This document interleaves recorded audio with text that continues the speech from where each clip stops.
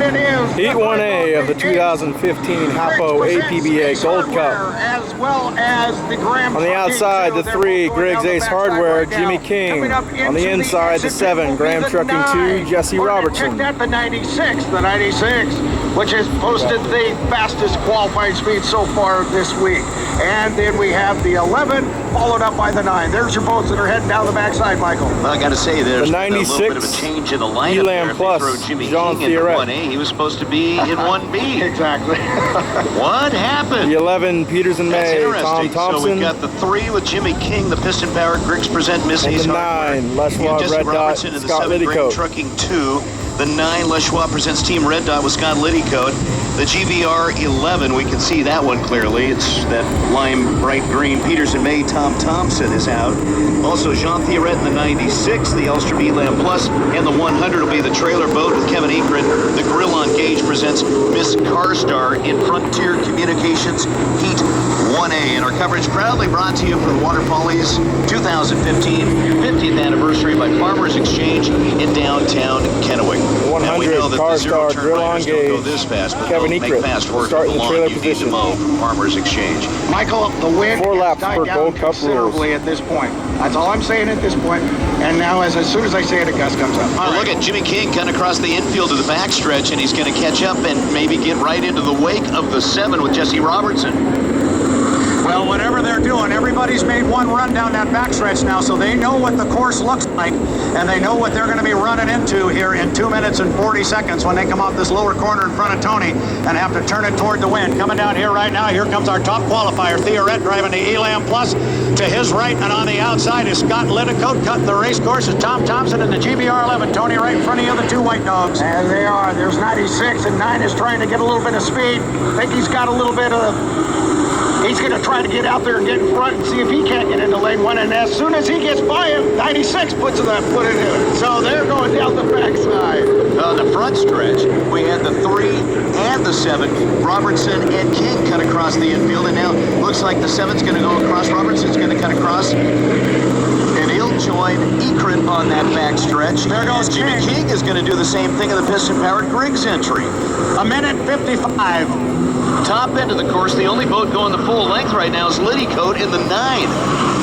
I'm noticing the drivers are staying away from you and I down here, Tony, and this corner is going to look at least as good as it can. Nobody's coming down here and carving a big run through it. There goes Tom Thompson. He'll take the GVR 11. He too will cut the course.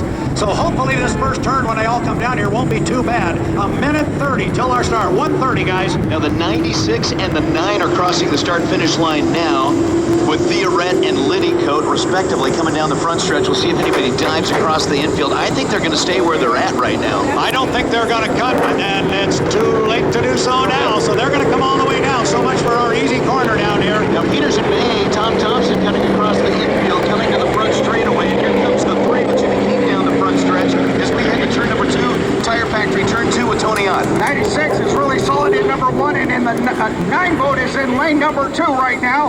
And following up behind that is the 7 boat, which is trying to split the difference. But I think 9 is going to cut him off there, and that's where the 7 is going to now slip out to the 3rd lane. Well, Peters and May, Tom Thompson jumped across the infield over to the backstretch.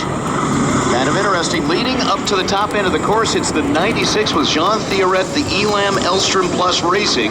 And he's leading the boats up that back stretch. And then you can see 30 seconds. Robertson gaining some speed in looks like lane number 3. And he's going to come out first into turn number 3 at the top end of the course as we get ready for Heat 1A, brought to you by Frontier Communications on 610 KONA, Kennewick, Richland, Pasco, and 610 KONA.com.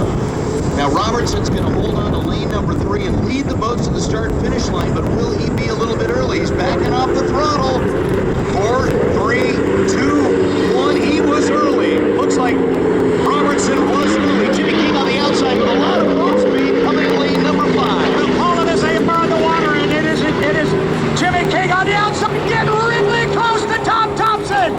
They're coming down here 5 wide. Coming to you, Tony. And it will be the 96 taking the lead in the lane number 1. Exit pin. 96 will be your first one. Graham Trucking without the penalty at this point in second place, but here comes the 3. Griggs is showing quite the speed down the backside. Yeah, that Griggs boat trying to catch up, and it's 96. Jean Theoret on the inside right now, leading up the backstretch. Looks like the Robertson entry. Graham Trucking 2 is fading back just a little bit in second place, but we think he jumped the gun. Third place right now is going to be Jimmy King. But wow, looking on the inside, the 9, Scott Liddycoat, gaining some ground there as they go for the top end of the course.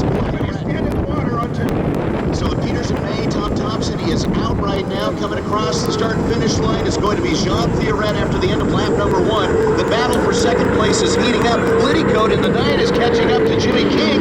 And then you've got Robertson ahead. But again, we think he's got the penalty for jumping up on Robertson. Right now, the race is running for second place, and it's a good one. Theoret gets down here to the corner. He is going to be in first place. Coming up in second place is Jesse Robertson, but right on his outside is Jimmy King driving a piston boat, Tony. 96 out the exit pit, and the 11 is just starting up and is now in lane 6. Here comes Jimmy King in the 3, and he's got the crowd here from here on the Pasco side cheering for the 3, Griggs. Jean Theoret looking as good as he did in the qualifying runs at 160 plus, leading now by about 4 rooster tails. Jimmy King has officially taken over second place from Jesse Robertson. Boy, this is a great race right now with Jimmy King. And look at Liddycoat in 4th place right now, trying to catch those 2 boats that are battling it out for second. First place, Jean Theoret off the exit pin, lane number 2, swings out a little bit wide. Then you've got Jimmy King and Robertson battling. And Liddycoat actually is going to take over second place. He jumped out in front of Jimmy King at the exit pin at turn number 4. Here comes the race for second place. It's King on the outside, Liddycoat on the inside. Now 2 up, 2 down, 2 to go. And the race is for second place. Scott Liddycoat on the inside. Coming down here, dead even with Jimmy King. Liddycoat's going to get down. It's dead even. He is on the inside. Tony, there's your boat race. And there it is. As far as the 9 boat, they got the inside track. Shorter term around the course. He's got the lead. He's got a half a rooster tail lead in front. But boy, the 3 boat is really getting it all out there right now. Boy, that piston power is running smooth right now. And Scott Liddycoat's falling back just a little bit. Jimmy King now in second place by about a half a rooster tail coming up the backstretch. Way out in front is Jean Theoret in the 96 top end of the course into turn number 4 right now. And he's got some pretty smooth water out in front. That battle for second place, Liddycoat on the inside. We'll see if he can gain on Jimmy King, top end of the course, into turn number 4. Liddycoat, a perfect turn, holding that buoy line extremely tight. Will take over second place at the exit pin at turn number 4. Coming across the start-finish line. Look at the speed on the outside with Jimmy King in the piston-powered boat. Look at him go. Out there on our top qualified, big lead. On the left, all he's got to do is finish it. The race is for second. It's Jimmy King on the outside. Liddycoat with lead position on the inside. King flies the boat. He's got about 3 boat length lead. Coming to you, Tony. And he's going to need every bit of that as the 9 boat has the inside lane.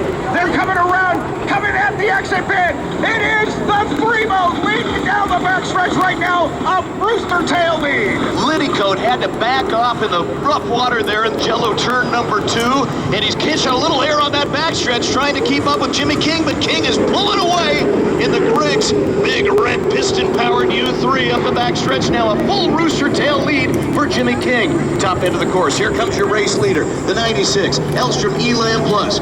And it's Jean Theoret at the exit pin. And a beautiful turn coming on the front stretch, and he'll come across the start-finish line with a checkered flag out, and he'll take the victory in Frontier Communications Heat 1A. Second place is going to be Jimmy King in the piston-powered U3 Griggs Ace Hardware. Third place, Team Red Dot, and the 9, and a great run for Scott Liddycoat in the Les Schwab presents Team Red Dot. Fourth place, well, Jesse Robertson. Yeah, Tom Thompson went dead in the water. Yeah, Thompson's a lap down. Got the boat back up and running.